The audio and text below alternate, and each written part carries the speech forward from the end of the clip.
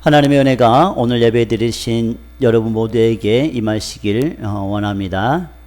한 주 동안 평안하셨습니까?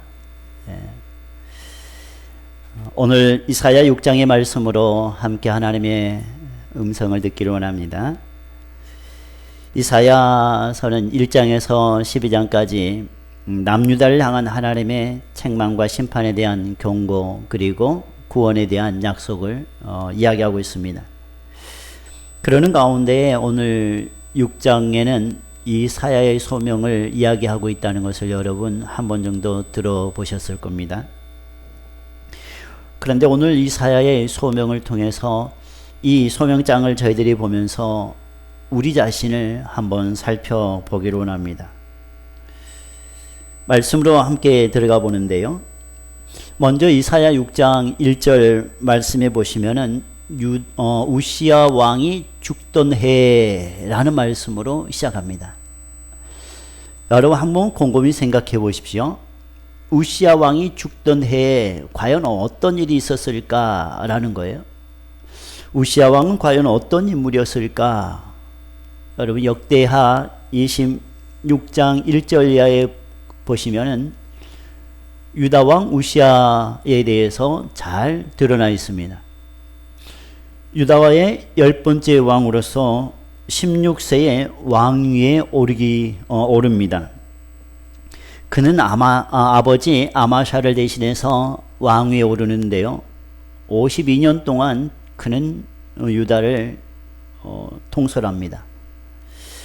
그런 우시야가 처음에는 아버지 아마샤의 모든 행위대로 여호와 보시기에 아주 정직히 행하였다라고 기록되어져 나갑니다. 그러면서 하나님의 묵시를 밝히 아는 스가랴가 사는 날에 하나님을 찾았고 그가 여호와를 찾는 동안에는 하나님이 형통하게 하셨다라고 역대하 26장 4절 5절 말씀에 기록되어져 있습니다. 그런 우시야를 하나님께서는 도와서 굉장히 창대하게 합니다. 강성하게 합니다. 그래서 그의 이름이 애굽 변방까지 퍼졌다라고 말씀하고요. 그리고 많은 이방 민족들을 이제 지배하게 됩니다. 그리고 군사력도 키워나가게 됩니다. 그러면서 그의 이름이 점점 퍼져나가는 그 강성함에 언제나 하나님이 도우셨다 이렇게 말씀합니다. 하나님의 말씀대로 하나님의 뜻 가운데서 잘 행하였을 때는 하나님이 도우시고 하나님이 이끄심으로 변방의 모든 민족들에게 또 조공을 받고 했던 강성한 나라였지만은 그러나 그의 인생이 16절에서 바뀝니다. 역대하 26장 16절에 보면은 그러나 라는 말씀으로 시작합니다. 그가 강성하여짐에 마음이 교만하였다. 그리고 악을 행하였다. 라고 이야기를 해요. 그의 하나님께 이것이 바로 범죄된 내용입니다. 과연 그의 범죄된 행위, 그의 교만한 내용이 무엇인가 봤더니 여호와의 성전에 들어가서 향단에 분향하려 하였다는 거예요. 우리가 사무엘 시대 때 사무엘이 하나님 앞에 제단을 드림 그 선택받았을 때에 사무엘의 그 직무를 사울이 대신 지려고 했을 때 하나님의 징계를 받았습니다. 오늘은 또 우시야가 제사장이 해야 할 그 역할을 우시야가 자신의 교만을 통해 여기에는 분명히 무엇이 있는가 하면은 교만이라는 마음이 담겨 있는 거예요. 그것이 문제라는 겁니다. 우리들이 무엇을 생활해 나가려고 할 때 그 생활 자체가 교만이 싹튼다면은 하나님께서는 그 교만을 분명히 벌하실 겁니다. 하나님이 가장 싫어하는 것이 뭡니까? 교만입니다. 그래서 이 우시야가 교만한 마음으로 제사장의 직분을 향단에 분향하려고 했다는 거예요. 어떤 직무를 빼앗았던 것 그보다도 교만한 마음. 아담과 하와가 왜 하나님으로부터 징계를 받았습니까? 그들이 하나님과 같이 되고자 하는 교만한 마음이 있었기 때문에 그렇습니다. 그 교만은 하나님과 결코 함께할 수 없는 교만입니다. 그러기에 교만한 사람은 분명히 하나님과 멀어질래야 멀어질 수밖에 없다는 겁니다. 우시아가 자기가 강성하여짐에 하나님의 도우심을 생각하지 아니하고 교만한 마음이 들고 그 교만한 마음을 가지고 성전에 들어갔고, 성전에 들어가서 그의 교만한 마음을 가지고 향단에 분향하려고 했다는 겁니다. 그래서 그는 결국 죽는 날까지 나병 환자로 살아갈 수밖에 없습니다. 그래서 그가 나병 환자로 살아가는 그의 몸이 이제는 왕궁에서 살아가는 것이 아니라 별궁에서 살아감으로 그의 인생이 끝이 납니다.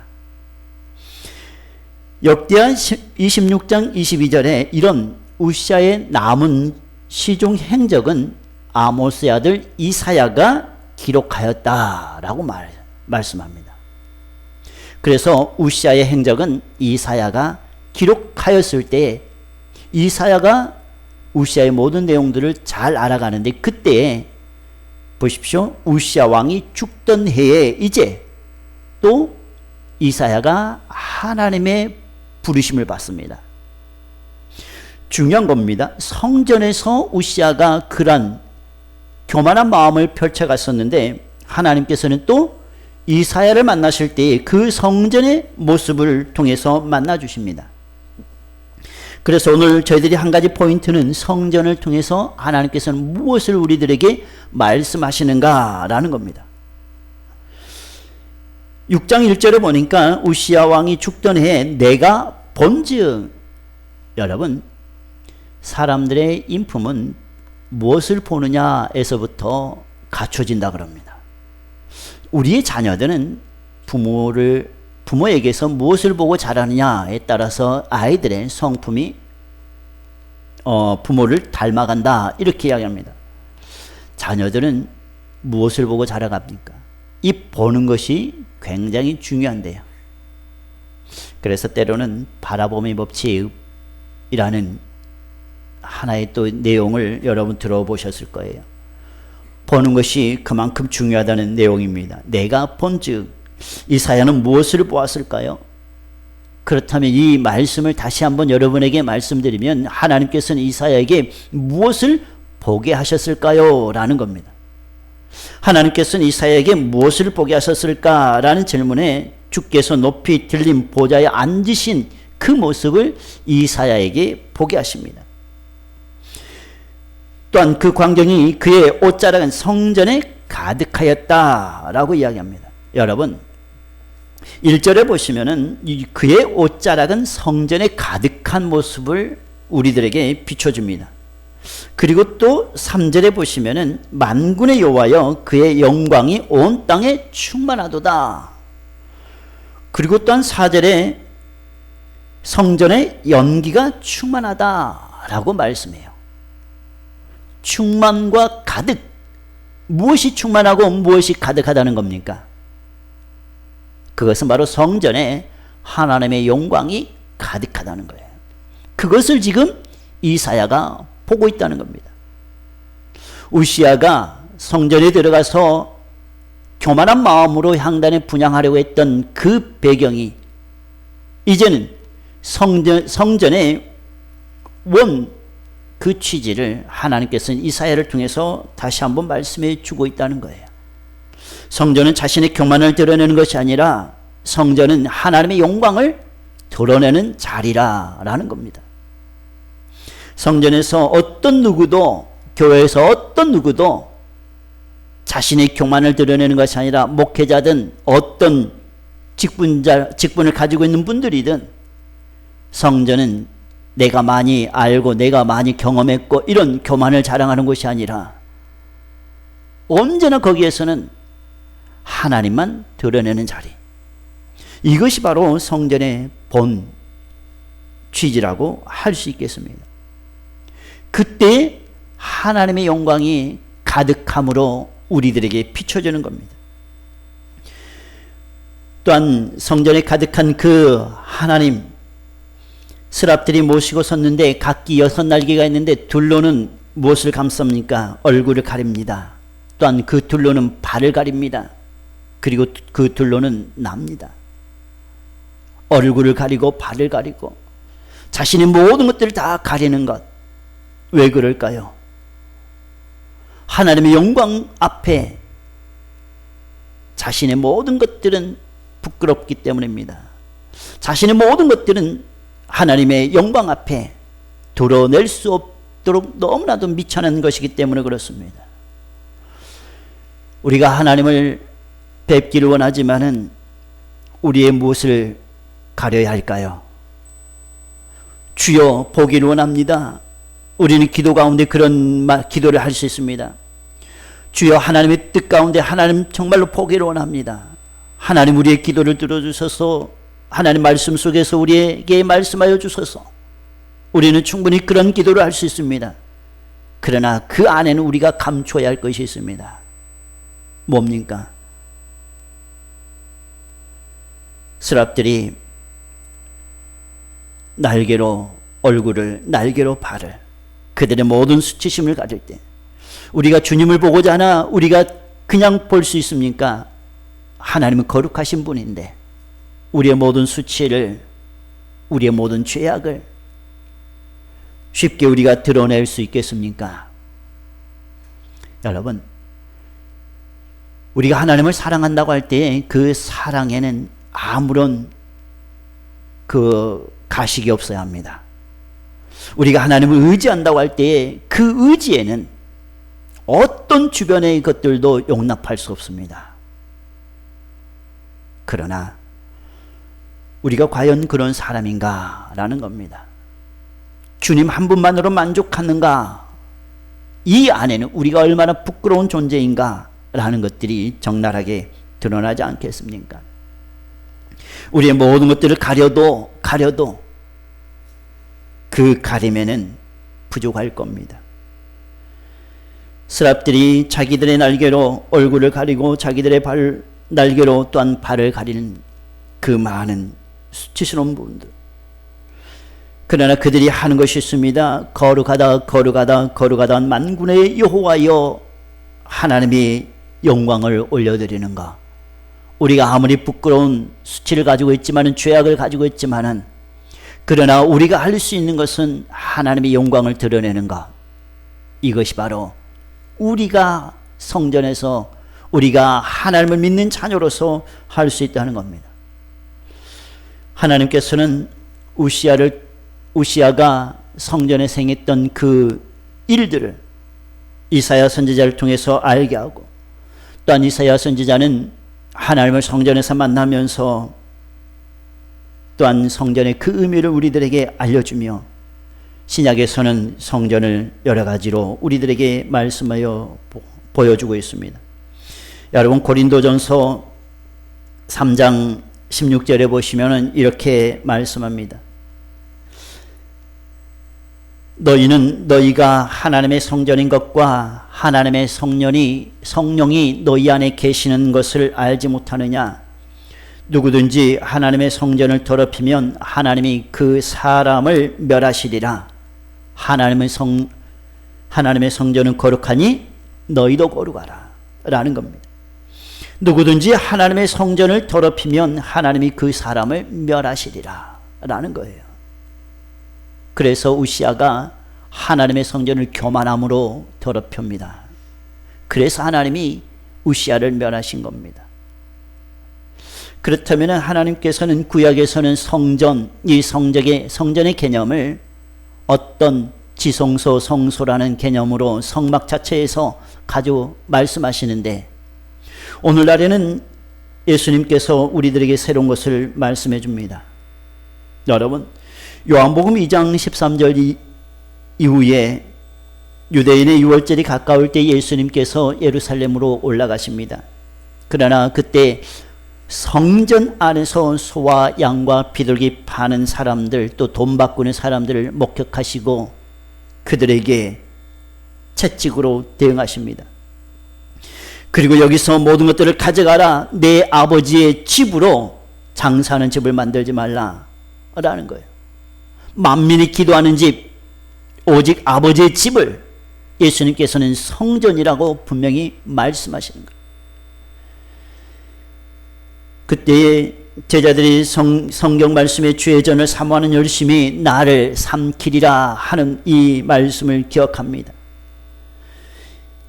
유대인들이 대답하여 예수께 말하기를 네가 이 일을 행하는 것이 무슨 표적으로 우리에게 행하느냐. 그러자 예수님께서는 그들에게 너희가 이 성전을 헐라 내가 4월 동안에 일으키리라. 여러분, 그동안의 유대인들은 이 건물 중심의 성전으로 그들이 거룩하다 여겼습니다. 이 건물 자체가 거룩하다. 그것으로만 그들이 생각하면서 그들이 짓고 또 짓고 자기의 육체의 성전을 짓는 것이 아니라 건물만을 짓고 살아가는 솔로몬 성전, 헤롯 성전, 이런 성전을 지으면서 드는 것들을 가지고 또한 자기들의 부를 축적하기도 하고요. 그 안에서 비리가 나기도 합니다. 그런 이들에게 예수님께서는 이 성전을 헐라 그럼 내가 사흘 만에 다시 일으키리라 세우리라 말씀하실 때에 유대인들이 이렇게 이야기합니다. 이 성전은 46년 동안에 지어졌거늘 내가 어찌하여 3일 동안에 짓겠다 이렇게 이야기하느냐. 그러자 예수님께서는 성전된 자기 육체를 말씀하시는 것을 성경은 우리들에게 들려줍니다. 여러분, 건물이 성전일까요? 아닐까요? 이 질문에 앞서서 그 안에 하나님의 영이 계십니까? 안 계십니까? 우리는 질문해야 합니다. 만일 건물 안에 하나님의 영이 함께 계시다면 그것이 성전이고요. 계시지 않는다면 그것은 성전이 아닙니다. 중요한 것은 하나님의 영이 거하는 곳이 되느냐 안 되느냐는 거예요. 보십시오. 우리가 다 고린도전서 3장 16절에 방금 함께 말씀드렸던 것처럼 너희가 하나님의 성전인 것과 하나님의 성령이 너희 안에 거하시는 것을 알지 못하느냐. 누구든지 하나님의 성전을 더럽히면 하나님이 그 사람을 멸하시리라. 하나님의 성전이 하나님의 영이 그 안에 없으면 하나님의 성전이 아니에요. 그러나 예수 그리스도를 고백하는 이들에게는 하나님의 영이 계시기에 그것이 바로 하나님의 성전이 된다는 겁니다. 그뿐만이 아닙니다. 고린도전서 6장 19절 이하에서도 너희 몸은 너희가 하나님께로부터 받은 바 너희 가운데 계신 성령의 전인 줄을 알지 못하느냐. 너희는 너희 자신의 것이 아니다. 값으로 산 것이 되었으니 그런즉 너희 몸으로 하나님께 영광을 돌리라. 고린도후서 6장 16절 말씀입니다. 하나님의 성전과 우상이 어찌 일치하리요. 우리는 살아계신 하나님의 성전이라. 이와 같이 하나님께서 이르시되 내가 그들 가운데 거하며 두루 행하여 나는 그들의 하나님이 되고 그들은 나의 백성이 되리라. 성전을 통해 우리들에게 구약에서 또한 신약에서 하나님께서 우리에게 어떻게 말씀하시는지 분명하게 들려주고 계시다는 겁니다. 또한 에베소서 2장 20절 이하에서도 너희는 사도들과 선지자들의 터 위에 세우심을 입은 자라. 그리스도 예수께서 친히 모퉁이 돌이 되셨느니라. 그의 안에 건물마다 서로 뭐예요? 연결하여 주 안에서 성전이 되어가고 너희도 성령 안에서 하나님이 거하실 처소가 되기 위하여 그리스도 예수 안에서 함께 지어져 가느니라 라고 말씀해요. 성도가 모이는 그 자리가 바로 하나님의 성전이라는 것. 누가 연결시켜 줍니까?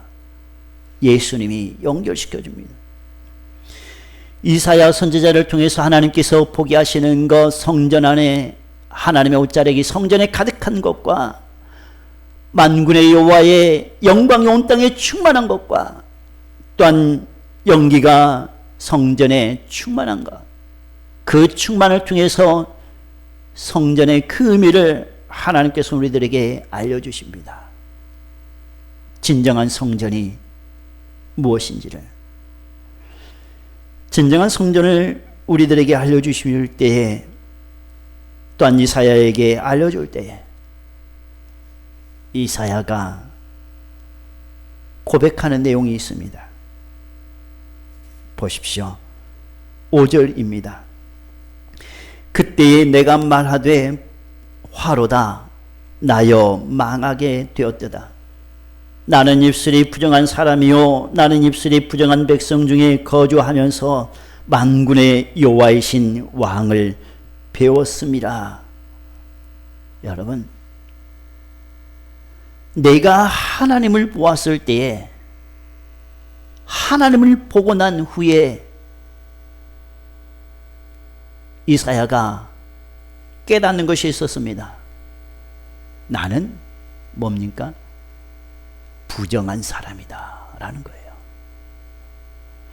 하나님을 보았을 때, 하나님의 거룩하심을 보았을 때 감추고 또 감추었지만은 그 안에서 고백되어지는 것은 나는 부정한 사람, 나는 죄인이요 나는 악인이요 라는 거예요. 하나님을 온전히 보는 사람은 자신을 살필 줄 아는 사람입니다.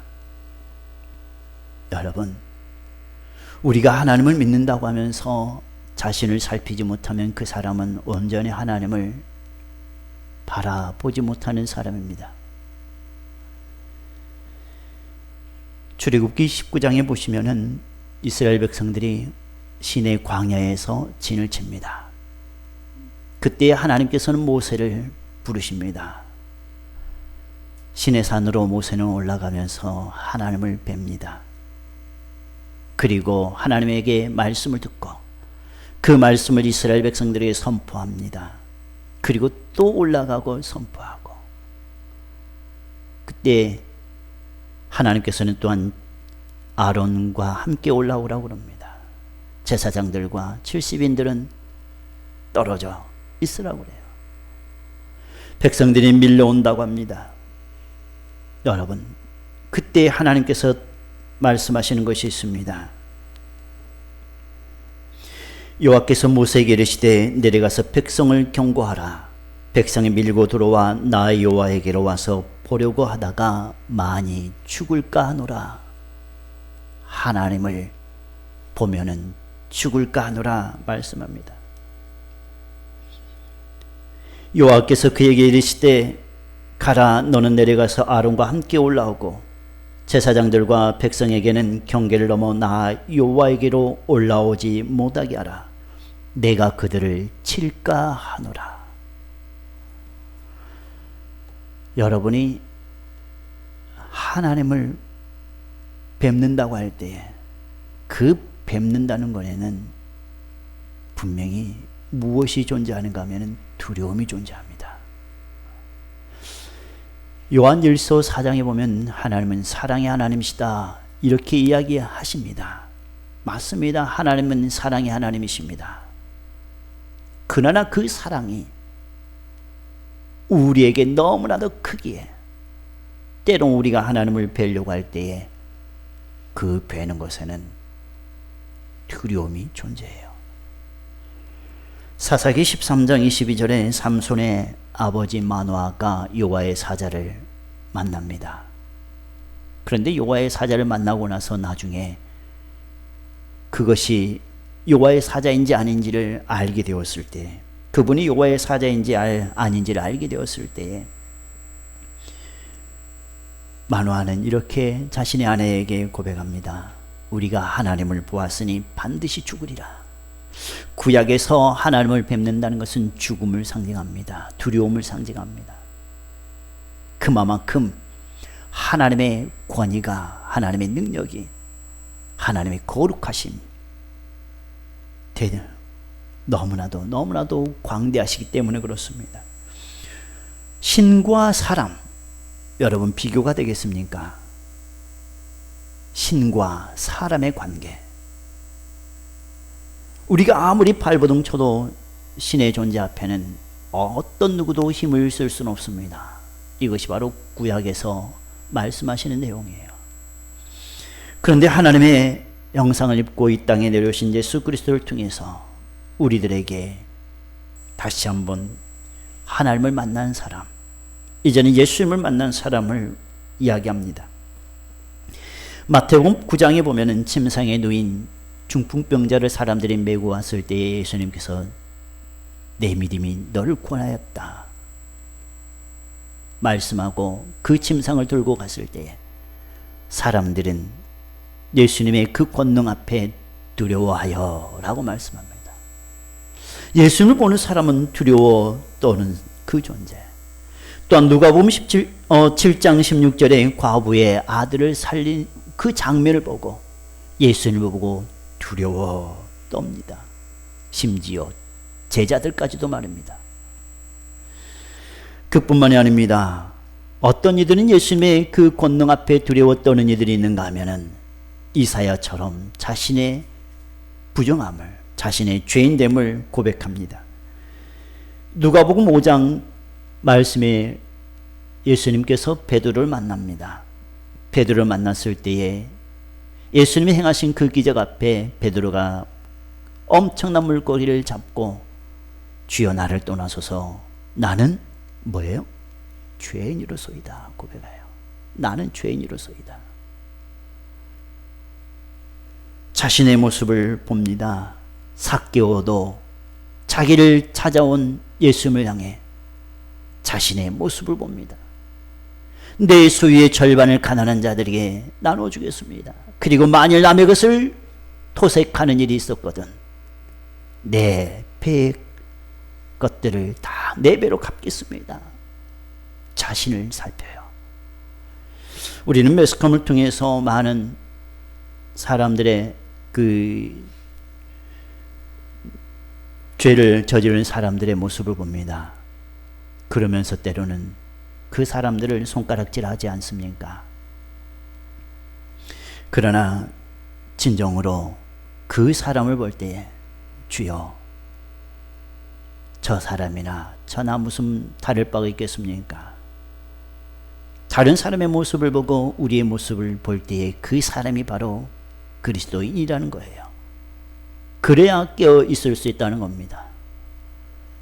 다른 사람을 향한 손가락질이 아니라 그 안에서도 내 자신을 살피고 주여 저도 죄인이지만 그럼에도 하나님께서 지켜주시는 사람으로서 다시 한번 깨어있기를 원합니다.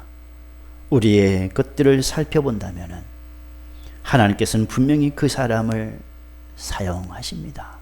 그 사람을 진정으로 이사야를 부르셨던 것처럼 불러주십니다. 이사야는 자신의 모습을 보았습니다. 하나님을 보고 자신의 모습을 보고 부정한 입술을 가진 자다. 나는 죄인입니다. 나는 악인입니다. 그럴 때에 6절 이하의 말씀이 이사야에게 행하여집니다. 그때에 그 스랍 중에 하나가 부젓가락으로 제단에서 집은 바 빈숯을 손에 가지고 내게로 와서 그것을 내 입술에 대며 이르되 보라 이것이 내 입에 닿았으니 내 악이 죄하여 졌고 내 죄가 사하여졌느니라 말씀해요. 자신을 살필 줄 알 때에 주님께서는 우리들에게 온전한 용서를 해 주시는 것입니다. 그런 후에 8절에 보시면 내가 또 주의 목소리를 들으니 주께서 이르시되 내가 누구를 보내며 누가 우리를 위하여 갈꼬 하시니 그때에 내가 이르되 내가 여기 있나이다 나를 보내소서. 여러분 이런 고백을 하실 수 있습니까? 우리는 이런 고백을 할 수 있어야 합니다. 나는 못합니다. 계속해서 뒤로 물러서는 것은 겸손이 아니에요. 그것 또한 교만입니다. 왜 그럽니까? 하나님을 보았잖아요. 하나님을 믿었지 않습니까? 하나님을 만났지 않습니까? 말씀을 통해서 하나님의 음성을 들었지 않습니까? 그럼에도 불구하고 나는 안 들었다, 못 들었다, 나는 못 간다, 나는 안 한다. 그렇게 한다면 이것은 겸손이 아니라 아직도 하나님을 제대로 알지 못하는 불신앙의 또한 한 부류라는 말씀이에요. 이제 말씀을 마치고자 합니다. 여러분, 우리는 이런 원천적인 질문을 함께 나누고자 합니다. 이사야가 하나님을 뵌즉 주께서 높이 들린 보좌에 앉으신 부분, 그리고 성전에 가득하고 온 땅에 충만하고 했던 그 모습,